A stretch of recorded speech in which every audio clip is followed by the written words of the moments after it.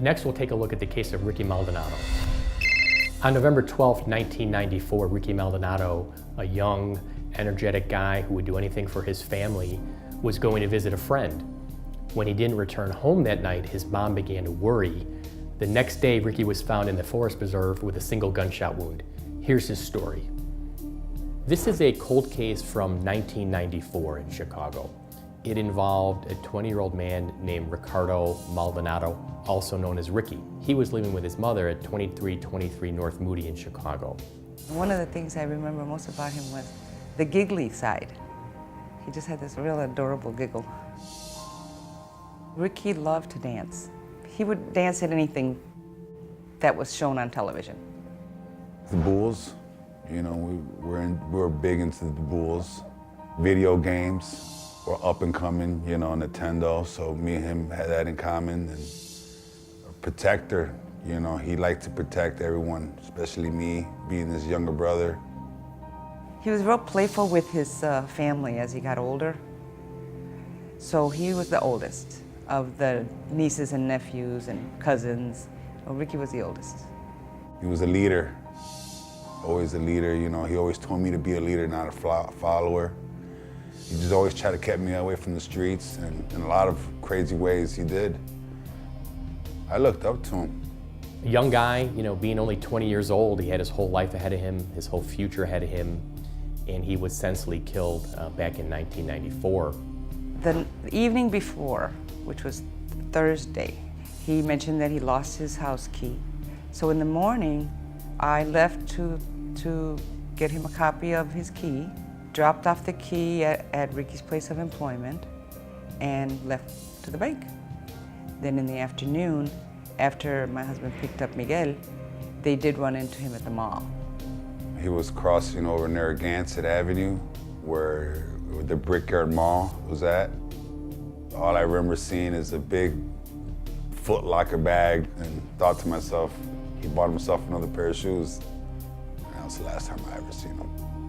On Saturday, November 12, 1994, in the early morning hours, about 3:40 a.m., Ricardo gets a call to go visit a female friend of his who lived near the Caldwell Woods Forest Preserve, which is located at Devon and Milwaukee in the Norwood Park area of Chicago.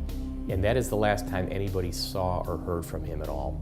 And I was calling him because Saturday morning when I went to wake Ricky up, he wasn't in his bedroom. So I continued to page him and nothing happened. She was worried, didn't know what had happened to him. The next day, Sunday, November 13th, 1994, there were some joggers jogging through the Caldwell Woods Forest Preserve. They heard a beeper going off, like a pager. When they followed the sound, they came to the body of Ricky, who was laying there in the woods dead from a single gunshot to the left eye. The thing that the police noted was that Ricky had his jewelry on him. He was wearing an expensive, like $150 pair of gym shoes. So clearly, robbery was not the motive. There was some kind of foul play involved here, and he was killed by somebody for some reason. Why is unclear. The motive is unclear. Now, the day that the detectives came to my house was Sunday night about 10 p.m. He shows me his badge that he's with Chicago PD. And what I said was, oh, you must have arrested him. That's why he hasn't come home and hasn't answered my pages. And he said, no, would you please sit down? And that's when he told me that some joggers had found the body in the woods around 3 p.m. I just knew I was getting ready to go to bed soon. All I remember is just hearing my mother cry. I was young, I didn't really know what was going on. Being a lot of in denial, you know, I still am.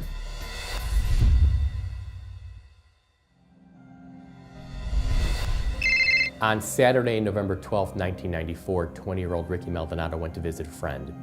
The next day, Sunday, November 13, 1994, he was found in the Caldwell Woods Forest Preserve, dead from a gunshot wound to the eye. Based on the people they talked to, the police were not able to solve the case, and it's now been 20 years since Ricky was shot. I kept telling my husband, are you sure it's him? Are you sure it's him? Are you sure? Are you sure? Are you sure? It was just hard to believe. Every time the phone rang, I thought it was going to be him. Every time the doorbell rang, I thought it was going to be him. That went on for months. A lot of my friends looked up to him. When they heard about him dying, they embraced me. They were there for me, and they still talk about him as well. They still mention him every time I see him. They still mention Rick. This is a common theme we see, who's got their whole life ahead of them, who is just gunned down in some stupid act of violence. It changed me a lot, you know. Kept hearing him telling me to stay on the right track, take care of my mother. And basically that's what I try to do, is just take care of her. Here comes November 13th, the anniversary, and then comes Thanksgiving. Then comes his birthday, December 9th. Then comes Christmas. Then comes New Year's, and his brother was born on New Year's Day. So those days, it's hard to deal with, but I have a very supportive family. His mother has been seeking justice for 20 years and is really determined to try to find Ricky's killer. All the police know is that Ricky was never seen again after he left to go visit a friend. If anything did happen to your child, God willing, you want someone to come forward. We need to know what happened and why. And I want to know before I pass away. So we're looking for anybody out there who may have known Ricky, may have been friends with him, may have heard, stories or rumors about what happened. Basically, just open your heart. If you know, I beg you to come forward, give us a little bit of peace. Anybody who may have even the smallest little tip could be significant to try to help us bring closure to this case after such a long period of time, and it's caused so much hurt for Ricky's family. I can't imagine a person living their own life knowing something like this and not doing anything about it. Get it off your chest. You'll sleep better. Anyone else that has information, or there's people that know things, they just keeping their mouth quiet. And I mean, that's the name in the game in the streets, I guess, but may God have mercy on your soul, I mean. Ricky Maldonado was a 20-year-old male. He lived at 2323 North Moody in Chicago. On Saturday, November 12, 1994, at about 3:40 a.m., he went to visit a friend. His body was found on Sunday, November 13, 1994, in the Caldwell Woods Forest Preserve, which is located at Devon and Milwaukee in the Norwood Park area of Chicago. He was found with his jewelry, with his expensive gym shoes, so robbery was ruled out as a motive. Bring the truth out. Stop the silence.